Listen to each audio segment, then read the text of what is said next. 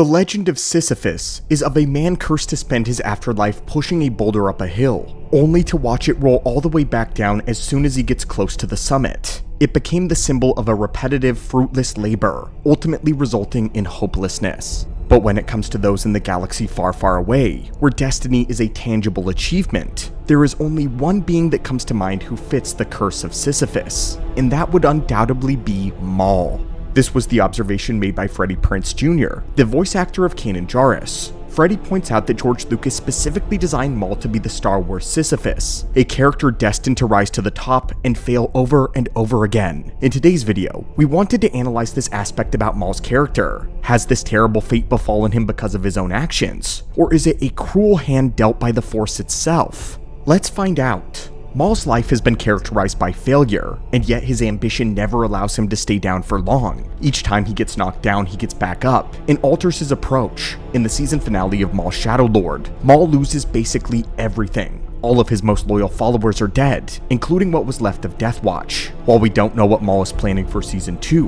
we need only look back at his history to see how he may approach the next push of his boulder. Maul's original rise to prominence was as nothing more than Darth Sidious' tool. He was totally enthralled, obeying his master's will, and willing to do anything to appease him. Maul was perfectly comfortable living in Palpatine's shadow, as he believed very deeply in the cause of the Sith. Maul was quite unlike most Sith apprentices. His goals when training under Sidious weren't necessarily for his own rise to power, but for the benefit of the Sith Order as a whole. Maul strongly believed in their mission, and knew that he was a piece of its fruition. However, he never imagined that he would be a piece that would ultimately be sacrificed. He believed that he would be there to see the grand plan's result, and then one day, take over when his master died. Maul's first rise was that of a warrior, gaining skill with the lightsaber and physical prowess in the Force that made him nearly unstoppable. But as good as Maul was, Sidious believed that Maul had his uses, but was ultimately limited in the grand scheme of things. Palpatine would later be proven wrong, as Maul got more and more adept at planning behind the scenes, but for the present, he was a warrior and little more.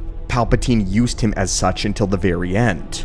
Maul had successfully taken out Qui-Gon Jinn on Naboo, a moment of elated triumph. He had been obsessed with defeating this Jedi since the day they met on Tatooine, but his moment would end in disaster as he snatched defeat out of the jaws of victory. Although having Obi-Wan Kenobi right where he wanted him, the Padawan miraculously saved himself and bisected Maul with his master's lightsaber. His first fall was a literal one, a fall from grace, a fall from prominence, and a fall into a reactor waste shaft. Maul was caught up in the trash heap and shipped to Lotho Minor, where the severity of his injuries and his use of the dark side to prolong his life caused him to lose his mind. He was a valiant warrior reduced to a madman, a creature rambling in the dark and living a cannibalistic lifestyle to survive. That was until he was rescued by his long-lost brother, Savage Opress. Maul's mind was somewhat healed by Mother Talzin, and he was given new legs, along with new purpose. With his brother, Maul began plotting his revenge in his return to the galaxy. He could sense it in the Force. He had been cast aside by his master, and his destiny no longer lay in the rule of two or the Sith. The one thing that was on his mind was revenge. Revenge on Obi-Wan Kenobi. Only once he succeeded there could he move on. His first act was to venture to the world of Raydonia, where he sent out a transmission of himself slaughtering civilians in order to draw out his old enemy. His plan worked, and he was able to achieve some catharsis, capturing and beating Obi-Wan in his ship. However, the Jedi was rescued unexpectedly by Asajj Ventress, leaving Maul's thirst for revenge unquenched. Maul would then change tactics, building an army of his own in order to achieve power, and his first thought is to recruit pirates. As Sidious's apprentice, he had a lot of prior experience with dealing with pirates, so Maul knew they were easy to find and easier to recruit. After acquiring credits, he found Hondo Ohnaka's pirates on Florum, where he bribed most of them into joining him. But once again, Savage and Maul were met with Obi-Wan, who had arrived with the help of fellow council member Adi Gallia. They were successful in killing Gallia, but were not successful against Obi-Wan. Within a network of catacombs, the brothers dueled Kenobi and failed to overcome him. Obi-Wan had learned from his previous duel, and did not allow Maul to use his anger to unbalance the Jedi. As a result, Kenobi managed to cripple and dismember Savage, ending the duel as Maul force blasted him away. Meanwhile, all of Maul's plans for an army fell to ruin when Hondo managed to reconcile with the traitorous pirates. Hondo and his men forced the Sith off-world and even damaged one of Maul's cybernetic legs. As the Sith brothers flew away, a shot from Hondo caused an engine malfunction in their vessel, leaving the two dead drifting in space. Depending on if you count this first failure at Revenge, then technically this is fall number 3. The Sith were only saved when they were found and rescued by Death Watch, who had them fitted with brand new cybernetics. Upon awakening, Maul and Pre Vizsla had a discussion and discovered that they had a common enemy and a common goal: get revenge on Kenobi and establish a presence on Mandalore. In private, Maul now believed that Mandalorians were the better option than pirates all along. The Mandalorians had honor, which meant that they would not be so quick to betray. While Savage thought of honor as weakness, Maul found it to be insurance. However, he was well aware that working with Vizsla was inviting betrayal regardless, so he decided to count on it. With Death Watch as their new allies, Maul finally began his next rise to prominence with the creation of the Shadow Collective. Maul would build his own empire since he was denied the Sith, one that he believed he was being groomed to eventually rule. With the influence of Death Watch and the muscle of Savage, Maul conquered Black Sun by executing their board of leadership. The brazen act earned him the fealty of the Pikes, who willingly submitted to him for the sake of good business. He then also went after the Hutts, but the Hutt Council was unwilling to bargain with him since he had no credits or commodity to offer. His response was once again violence. After disposing of most of the Hutt Council, Maul went to Tatooine and laid siege to Jabba's palace until Jabba, the strongest of the Hutt, was willing to pledge himself to the Shadow Collective as well. The final stone for the gauntlet was Crimson Dawn, which joined at an unknown point later in the timeline. To prove Death Watch's legitimacy on Mandalore, Maul staged a crime where his thugs would cause chaos, only for Death Watch to swoop in and arrest them as heroes. These repeated attacks and heroic efforts successfully gained public support of the Mandalorians, allowing Pre Vizsla to dispose of Duchess Satine. But then, just as Maul predicted, Vizsla double-crossed the Sith brothers and arrested them as well. However, this was all a part of the plan. He and Savage easily broke out of their cells and located exactly who they wanted to find: a puppet figure in the form of Prime Minister Almec.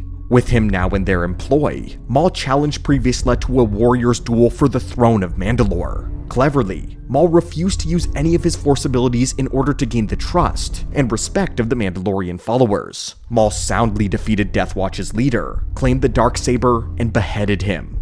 In the end, Bo-Katan and half of Death Watch refused to follow Maul's leadership, causing a schism in their ranks.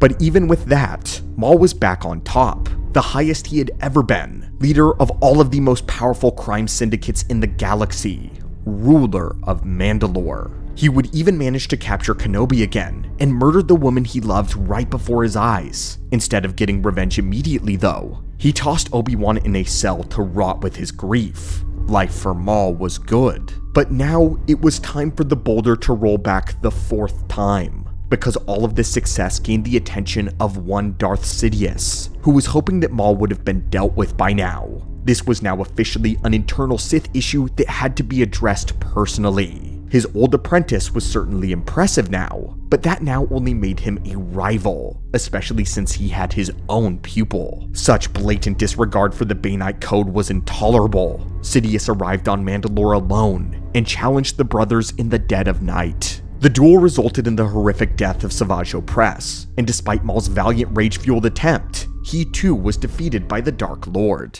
However, seeing as far as Maul had come had impressed Sidious so much that he decided at the last minute that Maul could be quite useful to him. Not as an apprentice, mind you, that time was gone, but as a pawn who had control of the entire galactic underworld. But luckily, Maul's faith in the Mandalorian honor paid off. Death Watch came to his rescue and freed him from imprisonment. But the Sith were not finished with breaking Maul. Sidious and Dooku conspired together to ensure that their rival would be finished once and for all before the Clone Wars concluded. Maul regrouped with his main Death Watch forces on the planet of Zanbar, but Grievous and the Separatist droid army was close behind. A large battle ensued, one where both sides suffered heavy casualties. Maul and Grievous went at it briefly, but the Zabrak was forced to retreat when he saw the Mandalorians dropping by the dozens. Following this, Maul reached out through the Force to contact Mother Talzin for help, who appeared and gave him instruction in a cloud of smoke. Following Talzin's instructions, Maul ended up successfully capturing Dooku and Grievous on the world of Ord Mantell, and they made their way to the world of Dathomir, hoping to lure out Darth Sidious himself into a trap.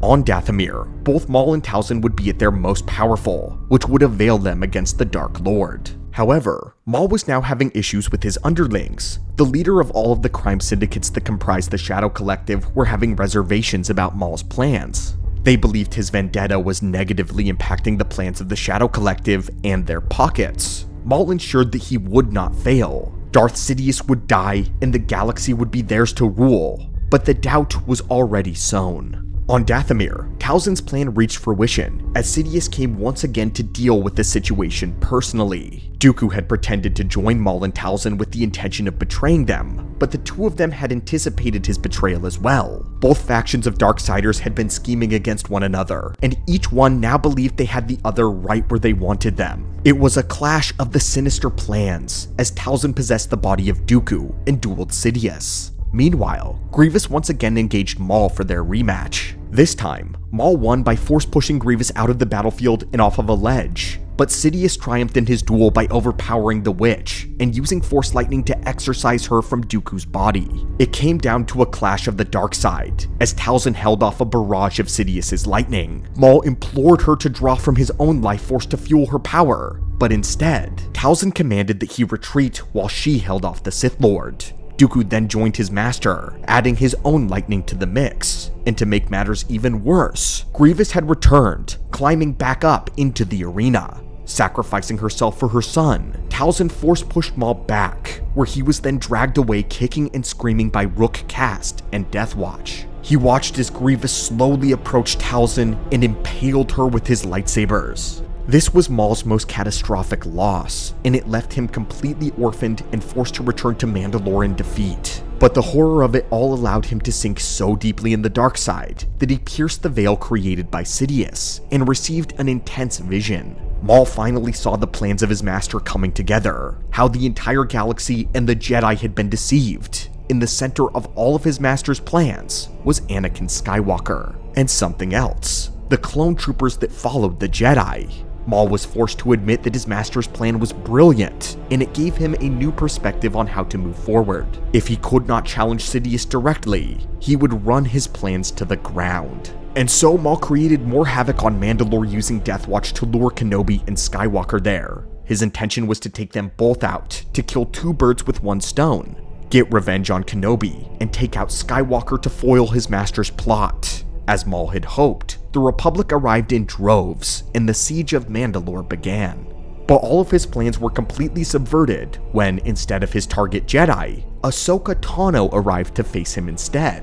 He was frustrated that his schemes had been derailed, but he was willing to sacrifice all of Mandalore if it meant achieving his goals. So he revealed everything to Ahsoka, hoping that she would join him as his new apprentice. This would replace Savage and solve his new conundrum. If Ahsoka were to join him, then surely Skywalker and Kenobi would come find him and fall into his trap. But that didn't go as he had hoped either. His offer for Ahsoka to join him resulted in a duel that brought them up into the Mandalorian sky rafters. Although he was the superior duelist, Maul's cybernetic legs hindered his movement. They weren't built to give him balance and finesse on the beams, and as a result of being held back by these legs, Maul ended up losing the duel to Ahsoka, causing him to be captured by the Republic. The vast majority of the Deathwatch army was gunned down by Republic forces, leaving only a small handful of Mandalorians left as his allies. This would be Maul's sixth fall. Aboard the Republic Star Destroyer, Maul was present as Order 66 was enacted.